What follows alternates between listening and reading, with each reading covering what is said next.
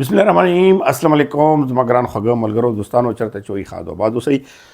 نن ډیر مهم اپډیټ خاص کر پاکستان کې چې کوم تازه صورتحال دغه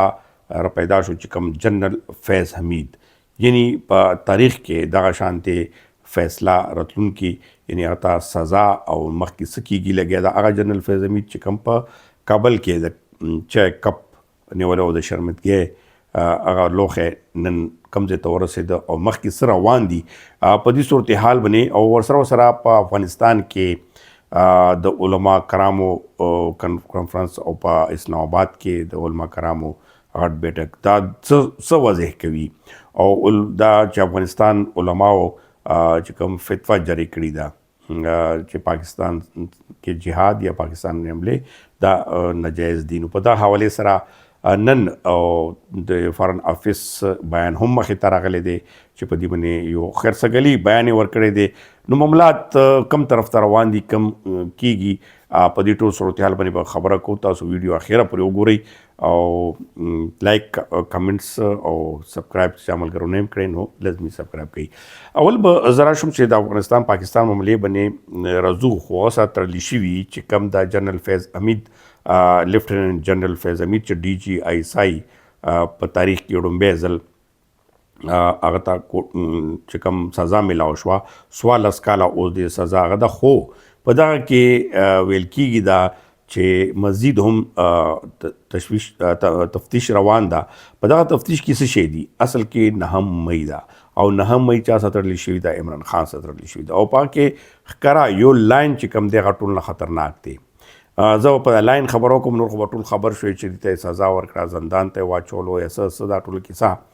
خو دغه لاین چې کوم دی غویلی چې په سلور کیسونو کې مقدماتو کې چې سیاسي په مداخلت او غیر قانوني خپل اختیارات ناجایزه طریقې سره استعمال او داسې نور خلکو نظم کې قبضه کول دا ټول پکې تالور کیسونو مقدمو کې دغه 14 کاله دی باندې دا کیس سزا وشوه او مزید د دې حوالې سره یو لاین چې کوم ډي جی ایس پی آر ورکړی دی هغه دغه دی چې سیاسي ګډ جوړ او د غنه علاوه د سیاسي عناصر سره چې کوم پاکستان غیر مستحکم کولو کوشش او ورسره انتشار چې کوم دغه یو لاین دی دا ډیر زیات افیکټ کیږي چې دی باندې به اوس ثبوتونه مخې ته راشي نو هغې سزاګانې بیا نورې وي خو په دغه سزا کې اوس ډیر عجیبه صورتحال یو قسم پریشر چې کوم په پاکستان کې هغو عناصرو باندې راغلو چې کوم عناصر خاص کر په آرمي کې یا په دغه باندې یو خو لسونه هغه موچتول چې سیاسي انجینیرینګ کې یا هغو ته سزا نه میلوي چې کوم مجرمان وي نو یو خو دا سلسله آغاز شروع شو ورسره پریشر هغه ډیولپ شو چې کوم ریټایر فوجیانو خاص کر بار ملکونو کې ناستي هغو ته هم یو لار اوس معلومه شوه چې اوس کیږي به راسره څه میجر عادل خلاف آلریډي حکومت دلته ایمبیسي ته هم ویلی دي او وزیر داخله هم ورپسې لاړ دی او کوشش روان دی چې هغه راولي همدغه شانتې نور چې کوم یوټیوبرز دي چې هغې منفي پروپیګنډې او غلط خبرونو او د پاکستان کې بدامني د انتشار پیلولو کوشش کړی دا ټولو ولا اوس نمبر په نمبر بری راځي ورسره په آرمي کې یو قسم ډیسپلن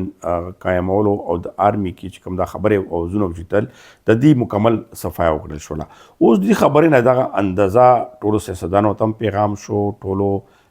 غتم پیغام شو چې خاص کر پاکستان تحریک انصاف چې هغې په دې وخت کې لوی مشکل کې دي چې 9 مئی فیصلې کې د عمران خان فیصلې لا پاتې دي او کې یو آرټیکل 6 خبره هم کېږي چې ډېر خطرناکه ده هغه ډایرکټ پنسي دغه هغه دی ورکې خو اوس په موجوده صورتحال کې پاکستان تحریک انصاف دپاره نور هم مشکلات مخې ته روان دي اوس صورتحال دي ته راغله چې کم نور سیاسي ګوندونه دي هغې هم خاموشي اختیار کړې ده په دې صورتحال باندې ولې چې اسټبلیشمنټ یا دې وخت کې موجوده چې کم د عاصم منیر صاحب په قیادت کې اوس خو درې وړه مسلح افواج په قیادت کوي نو په هغه صورت کې پاکستان کې کم بدلونه راځي نو دغه فیصلې واضح توګه باندې یو پیغام دی نو دا خو زموږ ټول ملګرو ته دا پیغام دی چې کم سوشل میډیا باندې یا بغیر تصدیق چې کم اوازونه یا څه په دوه باندې ډېر خیال وساتئ ولې چې کاڼی بیا غریب سړي ته راځي او خیبر پختونخوا کې لوی اپریشن امکان دی او خیبر پختونخوا کې ډېر لوی مخته حالات سخت راتلی شي دغه اشارې راځي لګیا دي بل طرف ته پاک افغان صورتحال باندې هم دغه تړلې یوه معامله ده چې موجوده اسټیبلیشمنټ دغه فیصله یو سخت دریځ ورته ویلی شي څه چې افغانستان چې کوم ټي ټي پي دا دی ختمه کول دي په دغه صورتحال باندې په اسلام آباد کې ډېر لوی علما یو کنفرنس او نه علاوه په کابل کې هم د علما یو لوی کنفرنس شوی دی چې په موجوده صورتحالو کې دغه ډېر یو اهمیت لري افغانستان علماو باقاعده توګه باندې دغه فتوا جوړه کړې ده چې پاکستان سره جهاد یا پاکستان کې دغه شندغه د حمله ناجایز قرار کړي نو دا یو واضح پیغام هغه ټي ټي پي کسانو ته شو چې کوم پاکستان کې کاروایی کوي ورسره افغان طالبانو حکومت ته هم لار کولاو شو چې اوس خو کم از کم تاسو دین لاس واخلئ او دغه چې کم پاکستان ته مطلوب تهرګردي یا دغه ټي ټي پي دا حوالې په حواله باندې یا هغې سره داسې مذاکراتو کوي چې دی نه بندیزونه ولګي اوس دغه صورتحال باندې نن د خارجه آفس نه باقاعده سټیټمنټ جاری شوی دی چې موږ خیر مقدم کو خاص کر د افغان علما چې کوم سوچ دی یا کوم فتوا جاری کړې ده یا پاکستان باره کې چې کوم نظر ساتلی دی او سره په اسلامي د ورورولۍ او د جسټس په حوالې سره دا یو ډېر ښه پیغام دی خو چونکې حالات دي هغه ته راغلي دي چې اعتماد یو بل باندې کم شوي دي نو افغان حکومت دا مطالبه کړې ده چې یو ریټن صورت کې یو معاهدې صورت کې یو ضمنګړي په صورت باندې دغه معامله چې کومه ده د ټي ټي پي والا دا د ورسره حل کړي چې دا ټولې معاملې حل شي اوس تاسو ګورئ ورونو چې یو شپېته نن ورځې پورې یوه شپېته ورځ کېږي چې میاشت دوه میاشتې پوره شوې یو ورځ مې واوښته چې د ترخم بورډرز چمن بورډرز بندېدو له وجې په اربو روپو نقصان او خلکو ته ډېر زیات ذهن مشکلات رامخته شوي دي دغه وجه دا چې دی حقیقت یو طرف ته سیاسي بحران دی په پاکستان کې ډېر لوی بدلون روان دی دا ویلا کې ما تاسو ته مخکې هم څو خبرې ظاهر کړي وي چې اوس د ګپ خبرې نه دي دی وخت کې د کم ذهن سازي شوي ده یا کم نمونه د حالاتو مطابق دغه یو عمل را روان دی نو دا مخته نور هم سختی دی شي ولې چې تحریک انصاف به لازمي خبره چې کم دا لیډرشپ دی د شرمه به هم اوس خپل احتجاج یا دغه شانتې نور کوي خو د هغې نقصان په ورته په ډبله کېږي یا په ټریپله کېږي د هغې جواب به ورته په ډبله میلاویږي دا د اسټیبلیشمنټ فیصله ده اوس د احتجاجونو سلسله یا جلسو سلسله دا به کم رنګ ته کېږي خو سهیل افریدي موږ وایي چې د سی ایم شپ غریب په سی ایم شپ باندې ونه شو پوهې دا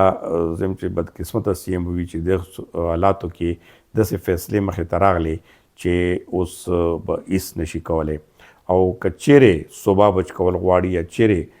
صوبې کې ګورنر راج باندې دوه خبرې دي ورونو ګورنر راج دپاره ټول عیني هر څه هغه خپل معاملات تیار کړي دي خو ګورنر راج کې خنډ دا ده چې نواز شریف هم